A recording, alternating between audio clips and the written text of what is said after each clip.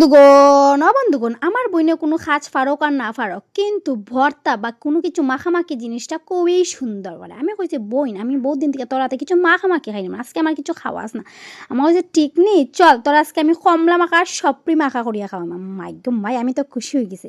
তো তাই কারণে লইলি যে একটা আদা ফাকনা কমলা যেটা আছে মানে অত বেশি সুগার না অত বেশি মিষ্টিও না ঠিক আছে তারপর লইছে কাসুন্দি লবণ মরিচ ভাজা মশলা কিতা কিতি মশলা এটা আমি অতটা জানিও না আমার শুধু খাওয়া দিয়া কথা ঠিক না তো প্রথম কমলাইটারে মানে চুলাইয়া টুকরা টুকরা করে লেছে তারপরে যেন এই যে সপরি যদি খাসা হইতো তো বালা আসলো এটা হলো আধা খাসা আধা ফাঁকনা সপরি ঠিক আছে বন্ধুগণ এই যে বড় বড় সপরি থাকে না এইগুলা তো এটা চুট করিয়া কাটি লাইছে খাটার পরে যত যত মশলা আসলো সব একসঙ্গে মাখামাখি করবো বন্ধুগণ বিশ্বাস কর তাই রাতে মাখামাখি খাইলো তো স্বাদ লাগে খাই না জানি